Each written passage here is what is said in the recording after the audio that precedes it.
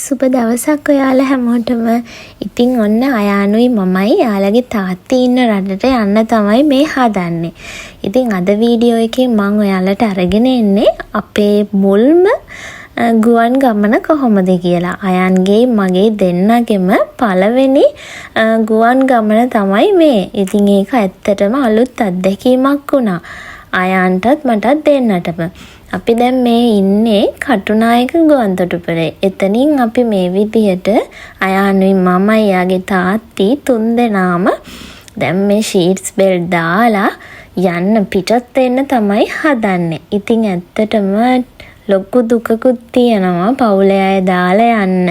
අයාන්ටත් එයාගේ අත්තම්මව දාලා යන්න ටිකක් අමාරු වුණා. ඒත් එයාට මේ එක්ස්පීරියන්ස් එක හින්දා ඒ ගැන පොඩ්ඩක් අමතක වෙලා ගියා. මට හිතුණා මගේ අත්දැකීම ඔයාලත් එක්ක මේ විදියට ෂෙයා කරගන්න. මේ ඉතින් අපි ෆ්ලයිට් එකේ යද්දී මම වින්ඩෝ එකෙන් දැකපු view එක. ඇත්තටම හරිම ලස්සනයි. මම කවදාවත් මේ වගේ දෙයක් දැකලා තිබුණේ නැහැ. ඉතින් මේ වගේ දේවල් දැකපු අය ඉන්නත් පුළුවන්. ඒත් මම මේ වීඩියෝ එක ෂෙයා කරන්න හිතුවේ නොදකපු අයටත් බලා ගන්න. අයානුයි තාත්ති දෙන්න අන්තිමේදී ගියේ එකම ෂීට් එක. අපි ෂීට්ස් බුක් කරලා යද්දී අපිට ලැබුණේ 31ABC කියන ෂීට්ස් 3. ඒත් අයන් තනි ෂීට් එකේ ගියේ නම් හරිම අඩුවේ. එයා හිටියෙම එක්ක මගේ ගාව එක්ක තාත්ති ගාව. මට ටිකක් අමාරු වුණා එයාව එක තැනක තියාගන්න. මොකද එයාගේ ඒජ් එකත් එක්ක එයාලා වැඩිය එක තැන ඉන්න කැමති අය නෙවෙයිනේ. අපිට ඇනවුන්ස් කරද්දි ෂීට්ස් බෙල්ට් දාගන්න කියලා අයන්නම් ඒ ගැන පොඩ්ඩක්වත්ම බැලුවේ නෑ. මට තිබුණු අමාරුම දේ තමයි අයන්ට ෂීට්ස් බෙල්ට් දාන එක. ඉතින් මෙන්න මේ විදියට අපිට මුලින්ම එන්න උනේ ඩුබායි එයාපෝට් එකට. දැන් මේ ඩුබායි එයාපෝට් එකෙන් අපි එක්සිට් වෙන හැටි.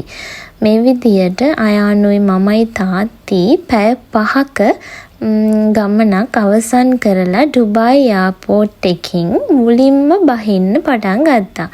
ඉතින් අපි තමයි මුලින්ම එතනින් එක්සිට් උනේ.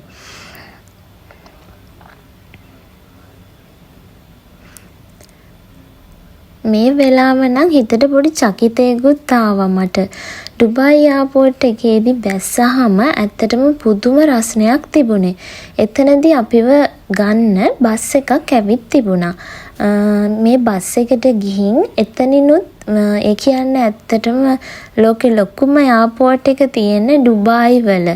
ඒ නිසා ඩුබායි එයාපෝට් එකේ අපිට ඇතුළට යන්නත් ගොඩක් දුර යන්න තියෙන නිසා ඒගොල්ලෝ අපිව ගන්න බස් එකක් එවනවා. ඉතින් මේ විදියට අපි ඒ බස් එකේ තමයි එයාපෝට් එකකින් ඇතුළට ගියේ. අයන්ටත් මටත් දෙන්නටම මේක අලුත්ම අත්දැකීමක්. ඉතින් අපි මේ වගේ කලින් දැකලා තිබුණේ නැහැ. මං හිතනවා මං වගේ අය ගොඩක් ඇති කියලා. ඒ නිසා ඔයාලට බලන්න තමයි මම මේ වීඩියෝ එකත් ෂෙයා කරන්න හිතුවේ. මේ විදිය ලොකු එයාපෝට් එකක් තමයි ඩුබායි එයාපෝට් එක. ඒ වගේම ඔයාලට කියන්න ඕන මේ අපි ගිය ෆ්ලයිට් එක ෆ්ලයි ඩුබායි.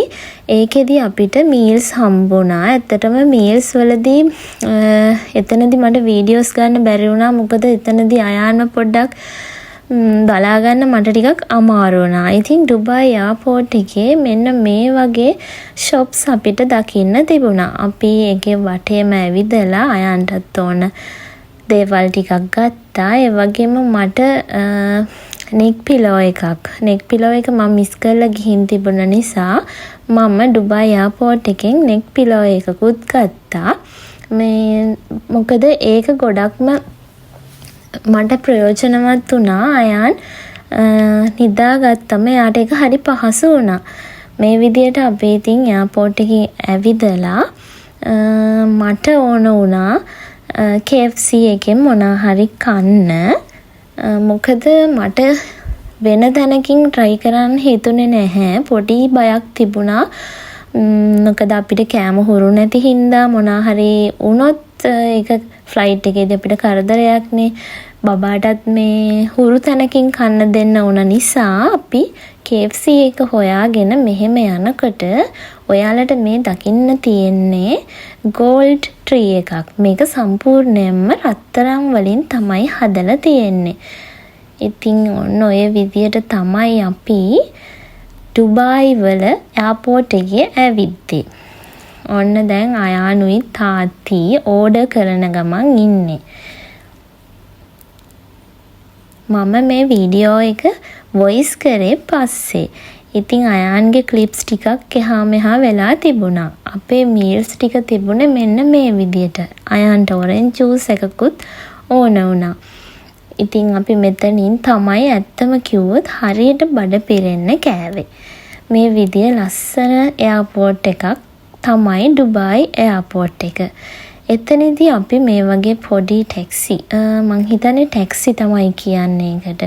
මේ වගේ එක තමයි ආපහු අපි ඉන්න තැනට ආවේ. මොකද අපිට ඇවිදලා අපි දෙන්නගේ මගේ අයන්ගේ හොඳටම කකුල් රිදෙන්න අරන් තිබුණේ. ඉතින් අපි තුන් දෙනාව මෙහෙම මේ විදියට ෆ්‍රී කැබ් සර්විස් එකකින් ආයේ එතනට ගිහින් දැම්මා. ඩුබායි එයාපෝට් එකේ අපිට පැය 5ක් ඉන්න වුණා ඊළඟ අපේ ෆ්ලයිට් එක එනකන්. ඉතින් ඊට පස්සේ අපි ෆ්ලයිට් එකට ආවහම අපේ කලින් ෆ්ලයි ඩුබායි ෆ්ලයිට් එකේ කියන්නේ කටුනායකේ ඉඳලා අපි ඩුබායි ආ ෆ්ලයිට් එකේ මේ විදියට අපිට ස්ක්‍රීන් තිබුණේ නැහැ.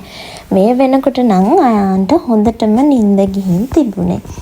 මොකද යාට හරි ඩයට් අපි ඩුබායි එයාපෝට් එකේ පැය 5ක් එක දිගට හිටියා. මට යාව එතන ටිකක් තියාගන්න අමාරු වුණා. ටොයිස් අරන් දීලා එහෙම තමයි මං යාව තියාගත්තේ. අපි පාන්දර 1:00 වෙනකොට රුමේනියාවට ආවා. ඉතින් ලස්සන view එකක් තිබුණා. ඉතින් අපි එළියට යනකොට නම් පුදුම සීතලක් තමයි තිබුණේ. ටැක්සි එකක් දාගෙන තමයි අපි අපාර්ට්මන්ට් එකට ආවේ. මේ විදියට අයන්ගෙත් මගෙත් පළවෙනි ගුවන් ගමන සාර්ථකව අපි නිම කරා. ඉතින් මේ වගේ ලස්සන වීඩියෝස් බලන්න දිගටම මාත් එක්ක එකතු වෙලා ඉන්න.